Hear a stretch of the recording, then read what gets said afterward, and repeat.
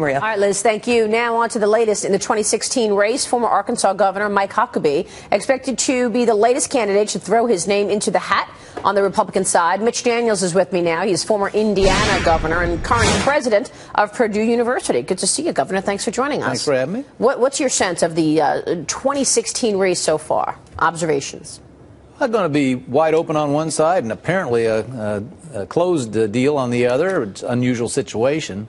But I think it's very, very fluid. You know, any Democratic nominee has a built-in advantage because of the way the Electoral College operates these days. And so somewhere out of this Wild West field the Republicans look to be building, they'll need somebody who can operate very effectively in the few swing states that are left. What do you mean by the Electoral College and how it's changing? I mean that certain big, mainly coastal states are so reliably Democratic now that millions and millions of votes will be cast for some Republican. It won't matter at all. And the Democrat, by some accounts, starts at 240 or even more on the way to 270. And so the Republicans will need somebody who reaches, I think, a broad cross-section of Americans so that he or she can win almost everything else. What do you think are going to be the big issues? I mean, you're speaking to students all the time now at Purdue. What's important to them, and how does that compare to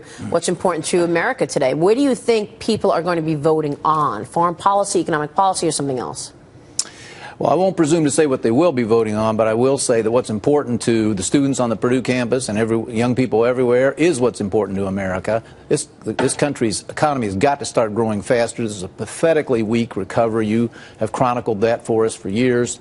And we will not be a nation of opportunity and hope and upward mobility if we don't go to a much more pro-growth footing. And then related to that is the incredible debt that's being imposed on the younger generation. Student debt is a huge issue. Well, student debt, yes, and that's something in my current life I work on all the time. Right. But you ask about the next election, we cannot postpone much longer coming to terms with particularly the social welfare programs that are on autopilot and that are running up a debt vastly more debilitating even than the student debt. Right, and ultimately, as interest rates will go up at some point, that debt becomes more expensive to finance for the country. Let me move on and ask you about Purdue for a moment here. Where are the opportunities for students? Your graduation is right this week or next week. Yeah. When do you see people beginning to get jobs, and where are they getting jobs? Our students have been getting jobs for over a year now. We have an enormously high placement rate. Now, we're not just any school. We are one of the most, as we say these days, STEM-centric schools. So one of the highest percentages of engineers, computer scientists, students. That's where the jobs are. A lot of the best paying jobs are there. Aviation is another great example, something we excel in. We also are a school that still has maintained its rigor, and I think that matters more than ever.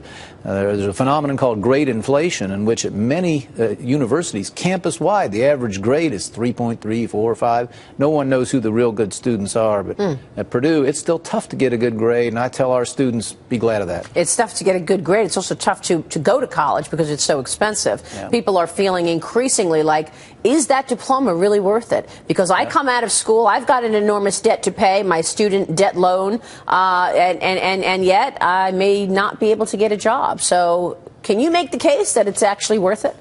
Not in every university, not for every student. We can make it and do make it at Purdue University, but we need all of higher ed to meet the value test you just mentioned. The basic equation of life, quality over cost. The cost has risen, the quality is in doubt. Purdue, we've frozen tuition 3 years in a row. Student debt's down 18%, which amounts to $40 million less debt this year's graduates are carrying.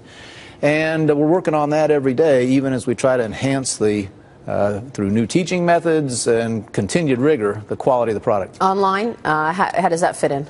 It's a bigger and bigger piece all the time. We're trying to find ways to use it and integrate it with the on-campus experience, but increasingly there'll be people who achieve higher education degrees entirely online, and where that works, let's do it. All right, we will leave it there. We'll be watching. Good to have you on the program today, Governor. Thank you so much. Mitch Daniels, former Indiana governor, with us this morning.